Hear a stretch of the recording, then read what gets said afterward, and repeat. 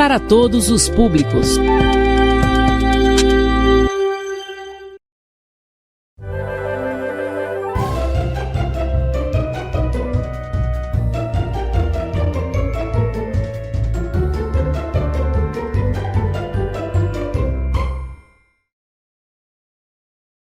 Boa tarde, gente! Estamos de volta com o projeto Escola em Minha Casa, Projetos de Vida, um projeto da Prefeitura de Rosário, por meio da CEMED, a Secretaria de Educação de Rosário, e a gente vai continuar hoje com os conteúdos referentes ao 8º e 9º ano, especificamente conceitos de Grande Guerra ou Primeira Grande Guerra. E é bem aí que eu já vou destacar para vocês o seguinte: vocês podem achar com outras definições, Primeira Guerra Mundial, Grande Guerra Mundial, Primeira Grande Guerra. Bora entender que inicialmente ela foi chamada de Grande Guerra, porque até então ninguém sabia que viria uma segunda, tá bom? Então, a gente pode usar esses termos para se dirigir ao mesmo acontecimento, ok? Pra gente começar a falar sobre a Primeira Guerra Mundial, ou Primeira Grande Guerra, primeiro a gente vai destacar alguns acontecimentos que vinham acontecendo desde o final do século XIX até o início do século XX,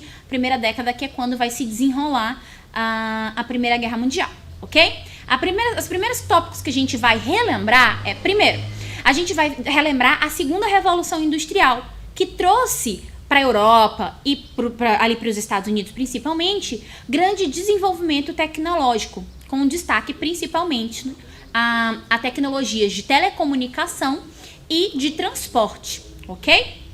Segundo, que a gente vai destacar é um desenvolvimento econômico industrial e capitalista que se desenvolve nessas regiões, principalmente na Europa, que é fundamentado no imperialismo que essas grandes potências industriais europeias aplicam em regiões da Ásia e da África, né? Eles exploram essas regiões. O terceiro tópico que a gente vai relembrar é o crescimento do nacionalismo baseado na ideia dos povos de etnia, língua, religião e história em comum, como se esses povos com essas mesmas fundamentações deveriam se unir em um mesmo território e formar uma nação. A gente vai lembrar do conceito de nacionalismo que a gente falou ali no 8º ano, com aquelas ideologias que vão surgindo no século XIX. E o último tópico que a gente vai destacar é a unificação da Alemanha e da Itália. Vamos lembrar, gente, que a Alemanha e a Itália vão se tornar países efetivamente quando se agregam ali no final do século XIX, ok? E depois de relembrar esses tópicos, a gente vai pensar a Europa no início do século XX, né? O que está se desenvolvendo na Europa nesse período, para que a gente pense o que leva à confusão de começar uma guerra, né, um conflito. Primeiro, já falamos sobre o enriquecimento econômico que está acontecendo ali na Europa, né, lucros que são obtidos pelo processo de industrialização e de exploração, né, das colônias. Segundo, esse é o período ali de 1870 a 1914, é o que a gente vai chamar de Belle Époque. Belle Époque, traduzido do francês, seria Bela Época, né? Por que é chamado de Bela Época, né? É um período que é marcado por avanços da ciência, das artes, dos transportes, da comunicação. É um período onde a tecnologia está crescendo, consequentemente, o otimismo, né? E a prosperidade, a confiança no crescimento humano, né? Só que, gente, tá tudo legal? Tá tudo maravilhoso? Não. A gente vai ver que existem disputas territoriais dentro da própria Europa que levam às tensões entre os europeus, entre grupos europeus. E a gente vai chamar isso do que a gente vai destacar como conceito de paz armada. A paz armada ela é um período de 1871 até 1914, quando alguns estados europeus se militarizaram, pressupondo a eclosão dessas tensões sociais, dessas disputas, né? Nesse período, o serviço militar ele passou a ser obrigatório e as disputas territoriais se intensificaram em um sentimento mais nacionalista. Ou seja, nós somos a mesma nacionalidade, nós temos a mesma história, a mesma origem, a mesma língua. Vamos nos unir porque a gente não pode ser dominado por aquele outro povo. Então, esses grupos vão criando tensões E junto às tensões existe o desenvolvimento bélico, o desenvolvimento armamentista. Não tá tendo problema, mas por precaução, vamos desenvolver tecnologia de armamento? Vamos. E é isso que é o que eles estão chamando de paz armada, né? O pan-germanismo, que é a ideia de unificação ali dos germânicos, e o pan-eslavismo, que é de unificação dos eslavos, são exemplos desse nacionalismo mais exacerbado, que é o que vai tornar, por exemplo, grupos terroristas, grupos de revolta que querem, obviamente, separação de seus estados, separação de seu território. Nesse período, especificamente aqui, vão se formar alianças, que se iniciam como alianças econômicas e políticas, tá bom? As alianças políticas, elas surgiram muito antes do conflito, muito antes de 1914. Os grupos, eles foram um reflexo dessa corrida imperialista e das guerras ali do finalzinho do século XIX, né? O que acontece? Esses grupos, eles vão se unindo numa tentativa de se proteger, né?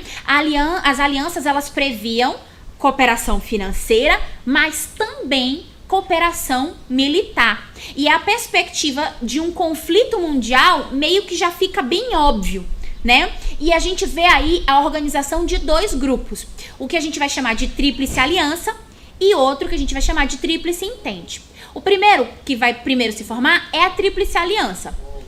Quem começa a formar a Tríplice Aliança é o chanceler alemão chamado Bismarck. Ele começa a buscar alianças políticas, né? Em 1872, ele faz uma aliança entre a Alemanha e o Império Austro-Húngaro, ou Império da Áustria-Hungria, né? A Itália, ela se une a essa aliança em 1892, e esses estados desejam ampliação territorial. Percebendo essa organização alemã, os franceses, eles buscam uma aliança com outras nações. Entre 1892 e 1893 é assinado o Tratado de Aliança Franco-Russo, ou seja, a Rússia e a Aliança entram em um acordo. E em 1904 se forma a Entente Concilier, que é um tratado entre França e Inglaterra. Só em 1907 que os russos e os ingleses fecham um tratado. Então a gente vai ver que a Tríplice Entente vai ser uma união entre França, Inglaterra e Rússia, enquanto a Tríplice Aliança vai ser uma união entre Alemanha, Império Austro-Húngaro ou Áustria-Hungria e Itália, ok? Temos 3 países em cada lado da disputa, vamos dizer assim. E a gente vai ver nesse mapa que ali o pessoal do meio é a Tríplice Aliança, né? Quem tá entre a Alemanha, Itália e Áustria-Hungria. E esses verdes mais fortes é a Tríplice Entente, né, que é a Inglaterra, a França e a Rússia. E esses países em branco são as nações que são consideradas neutras durante a guerra, que não estão dentro nem de um grupo nem de outro. Professora, tudo bem, a gente está vendo o problema. Todos os problemas a gente está vendo. Mas qual é a última gota do copo que faz o copo virar? É o que a gente chama de estopim. O que é o estopim, né? O cenário de guerra na Europa, ela já estava montado. Eles só estavam precisando de uma desculpa. E essa desculpa acontece justamente no dia 28 de junho de 1914. O herdeiro do trono austro-húngaro, ele estava na região ali dos sérvios, né, da Bósnia-Herzegovina. E ele foi lá fazer uma visita. E ele foi assassinado, gente. Ele foi assassinado por quem? Um estudante chamado Gavrilo Princip, né? Ele era um estudante e fazia parte de um grupo nacionalista sérvio chamado Mão Negra, né? Esse grupo, ele era contra o interesse de manter a unificação da Áustria. Ele mata tanto o Francisco Ferdinando, que é o herdeiro do trono, quanto a esposa dele, a Sofia. E isso é o último peteleco para o início da guerra, para o início do conflito. Depois do assassinato do Francisco Ferdinando, primeira coisa que acontece, obviamente posterior ao assassinato, é a Alemanha e a Itália declarando guerra à Sérvia. Lembrando, gente, que a Sérvia era uma região dominada pela Áustria-Hungria, tá bom? Terceira coisa, a França e a Rússia declaram guerra à Tríplice Aliança. A quarta, a Alemanha determina a ocupação da Bélgica, que era considerada uma região neutra. Quinta, ainda a Inglaterra declara guerra à Tríplice Aliança. E sexta, as colônias das potências imperialistas, ou seja, da França, da Inglaterra, da Alemanha, né, e de outros estados europeus, foram envolvidos na guerra. Ou seja, pessoal, quando se formam dois grupos e a confusão se arma no meio e um começa a declarar guerra ao outro, é inevitável um conflito amplo. E a gente, obviamente, vai ver, daí porque é chamado de conflito mundial, porque essa guerra acaba influenciando em todos os continentes, ok? Essa aqui é uma fala de um historiador chamado Eric Hobsbawm. Ele fala assim: a Belle Époque terminou subitamente no 28 de junho de 1914, dia do assassinato de Francisco Ferdinando, herdeiro do trono da Áustria-Hungria, pelo jovem sérvio Gravilho Príncipe. Aquele ato de terror perpetrado em Sarajevo. Sarajevo era a cidade onde se encontrava Francisco Ferdinando quando ele foi assassinado. Nos turbulentos, mas periféricos Balcãs, empurrou as potências para a guerra geral que ninguém desejava. Embora também só deixar claro que a maioria dos países, quando eles começam a guerra, eles acham que a guerra vai durar 1, 2, 3, 4 meses no máximo. Ela dura 4 anos e nenhum desses países estava preparado para essa guerra tão longa, ok? Para a gente continuar falando da Primeira Guerra Mundial, a gente tem que destacar que a Primeira Guerra Mundial ela teve 2 fases. Primeira fase é o que a gente vai chamar de guerra de movimento, né? Tanto na Tríplice Aliança quanto na Tríplice Entente se esperava uma guerra breve e vitoriosa, obviamente cada um para o seu lado. Né? Inicialmente, as tropas elas tomaram suas posições nas fronteiras, compondo o que a gente vai chamar de guerra de movimento. Né? O primeiro movimento da guerra efetivo é a Alemanha enfrentando a França na região da Bélgica. Só que o que acontece? Tudo bem, o exército alemão vence, ele invade território francês, mas ele é parado pelo exército francês. O que acontece, gente, é que a guerra, ela para de andar. Ela literalmente para de andar. Ninguém mais consegue conquistar novos territórios. Por quê? No início da guerra, gente, a gente tem uma tecnologia muito similar ao final do século XIX. Só que com o passar do tempo, e a gente já vai falar sobre isso, as tecnologias vão aumentando. Carros blindados, metralhadoras, gases tóxicos, tudo começa a ser usado como tecnologia de guerra. Então, meio que para se proteger, por exemplo, das metralhadoras e armas de grande alcance, eles começam a construir o que a gente chama de trincheiras. E isso inicia o que a gente chama de segunda fase da guerra, que é a guerra de trincheira, né? Antes da gente falar sobre a guerra de trincheira, a gente vai lembrar que a Alemanha, na verdade, a Tríplice Aliança, ela tá no meio da Europa. De um lado, ela tá comprando briga com a França e com a Inglaterra, e de outro, ela tá comprando briga com a Rússia. Então, a guerra para a Alemanha tá dividida em 2 frentes, ou 2 frontes. O fronte ocidental e o fronte oriental. No fronte ocidental, os alemães eles avançavam tentando ganhar rapidamente território, principalmente chegando até a França, conquistando o território francês. E no fronte oriental, os alemães, eles tentaram invadir território russo, o que não dá muito certo, principalmente porque o território russo acaba sendo muito frio, né? De acordo com o plano Schlieffen, que é o plano alemão, né? As tropas alemãs, elas tinham como objetivo uma vitória rápida e decisiva na frente ocidental, para posteriormente se focar na frente oriental. O plano, obviamente, ele não teve sucesso, principalmente por causa do que a gente chamou de guerra de trincheira. E o que é a guerra de trincheira? Ela tinha como característica ser uma guerra estática. Ela era uma guerra mais defensiva. Era mais, vamos impedir que eles avancem do que de conquista de território, né? Os avanços eram extremamente lentos. Isso quando eles aconteciam. As trincheiras, elas ocupavam as fronteiras entre Bélgica, Alemanha e França, formando labirintos enormes. Elas ficavam de frente uma para outra E havia uma extensão de terra entre elas, que era o que eles chamavam de terra de ninguém, porque ninguém se metia em andar para lá, porque se tornavam alvos. Os soldados, eles viviam em péssimas condições em meio da lama, expostos a piolhos, ratos, consequentemente a doenças. Não era incomum eles desenvolverem gangrena no pé. Gangrena, o que é gangrena, gente? É o apodrecimento da carne. Por quê? Eles ficavam em botas, né, de soldado, dentro da lama, com o pé úmido o tempo todo. Então a carne chegava a dar fungo e apodrecer, o que não era agradável, obviamente. E havia uma circulação, obviamente, desses soldados, né? Não era incomum pessoas morrerem e ficarem naquela região, porque não tinha meio como enterrar, né? A guerra de trincheira, ela foi muito cruel com aqueles soldados, mas não foi só isso que levou a uma grande quantidade de mortes, né?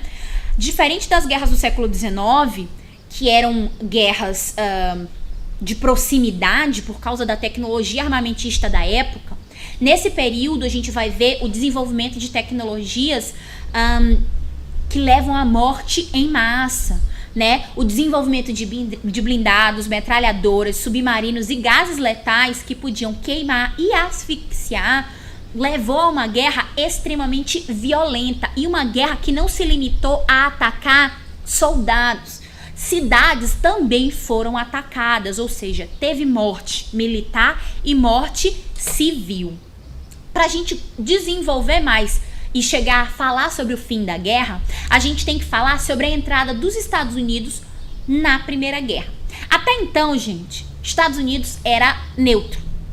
Ele não estava em nenhuma desses grupos, ele não apoiava ninguém. Ele queria vender, ele queria comercializar, né? Os Estados Unidos vendiam alimentos, combustível, produtos industriais e máquinas para a França e para a Inglaterra. Tudo isso dentro de um sistema que a gente está chamando de crediário, que é tipo, compre agora, pague depois da guerra, né?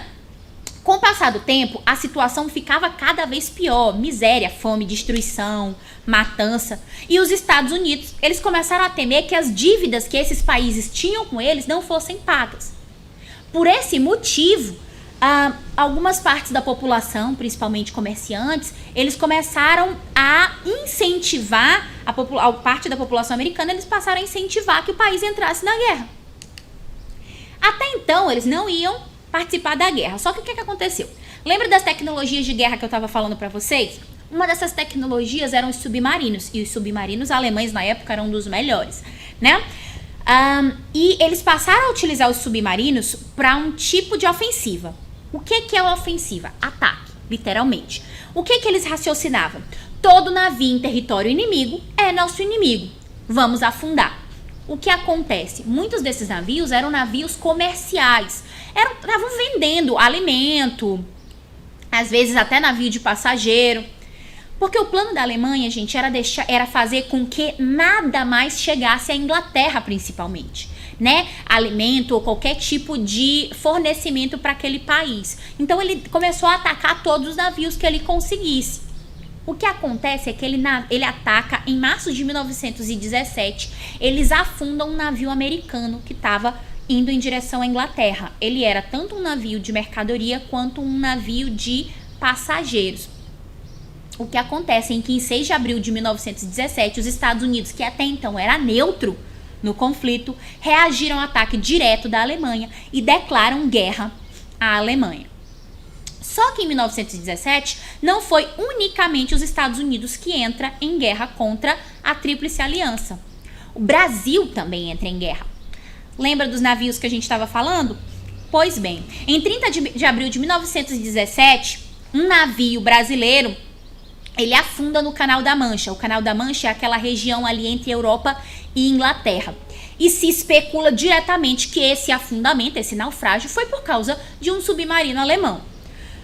Na época, o presidente Venceslau Braz, ele declara rompimento de relações com a Alemanha e ele manifesta apoio aos estados que estão contra a Tríplice Aliança. Outros navios brasileiros chegam a ser afundados e é por esse motivo que o Congresso anuncia que o Brasil estava em estado de guerra. Em 1917, os alemães afundam um navio estadunidense e de passageiros, que a gente já tinha falado, né? E aqui no Brasil há uma campanha muito forte para se tornar obrigatório o serviço militar. O serviço militar obrigatório aqui no Brasil começa nesse período, né? O Brasil chega a enviar uma junta médica, ele declara guerra à Alemanha, a Tríplice Aliança, né? Ele envia uma junta médica, ele libera o porto brasileiro para ser usado por ingleses, franceses, russos, quem tivesse interesse, que fosse, obviamente, da Tríplice Entente, poderia encostar aqui nos portos brasileiros. Só que ele chega, participar da guerra efetiva, ele chega a mandar uma divisão naval, né? Só que essa divisão naval, ela só chega ali na região de Gibraltar, que é aquela região entre África e Portugal, né, de mar, em novembro de 1918, que é quando a guerra já tinha acabado, né? Pra gente concluir, falar sobre a Primeira Guerra Mundial, a gente vai falar um pouco sobre os anos finais da guerra, né? Os russos, em 1917, acontece uma revolta, uma revolução dentro da Rússia. Então, eles assinam um tratado, que é o Tratado de Brest-Litovsk, que é o seguinte, eles saem da guerra, da Primeira Guerra Mundial, e cedem parte do seu território para a Alemanha. Segundo, o exército alemão, gente, suas forças, eles saem da frente oriental e focam sua força na frente ocidental. A França já estava no limite do que ela aguentava na guerra. E, obviamente, a Alemanha tinha mais força nesse sentido. Só que, quando o Brasil e Estados Unidos, principalmente Estados Unidos, entram na guerra, a Europa, entre os meses de março e agosto do ano de 1918, começa a receber soldados, cerca de 1 milhão de soldados americanos, bem armados, descansados e bem treinados. Isso desequilibra o conflito para o lado da Entente. Isso é o que leva, no dia 11 de novembro de 1918, à desistência da Alemanha. A Alemanha se rendendo e perdendo a Primeira Guerra Mundial.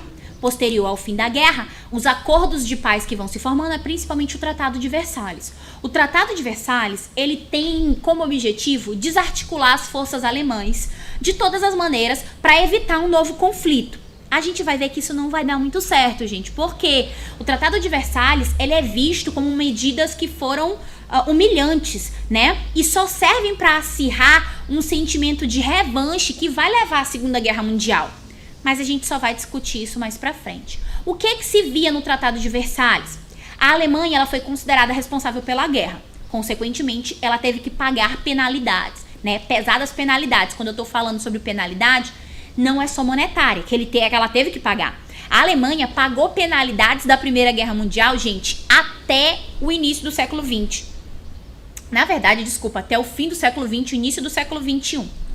Então, quais foram as coisas que a Alemanha teve que fazer? Primeiro, ela perdeu territórios coloniais e perdeu também a região da Alsácia e da Lorena para a França, que ela teve que devolver a região da Alsácia e da Lorena.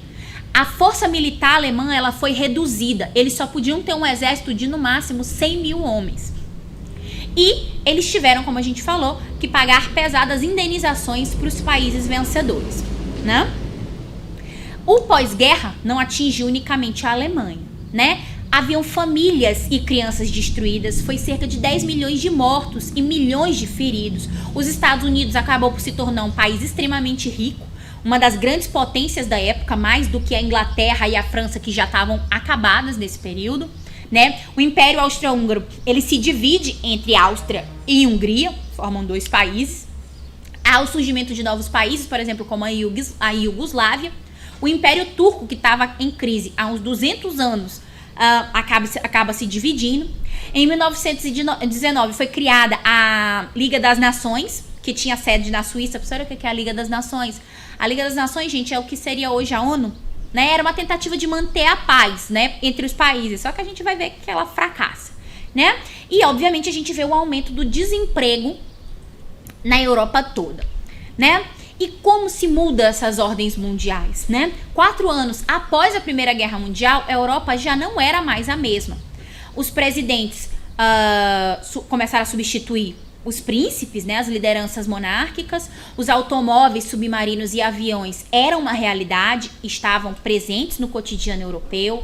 O cinema e o rádio se expandiam pelo mundo e as mulheres lutavam por seus direitos. Até então, o movimento sufragista era mínimo. Agora, com a força que a mulher teve de ir para os campos de trabalho durante a Primeira Guerra Mundial, porque todo homem de 18 a 40 anos estava em campo de batalha ou morreu, então as mulheres foram para o campo de trabalho. Então a gente vê os movimentos sufragistas de direito das mulheres se fortalecendo nesse período, né? E a gente vai falar disso mais pra frente, quando a gente for falar sobre o período entre a Primeira e a Segunda Guerra Mundial, ok? Qualquer dúvida, façam a leitura do livro de vocês.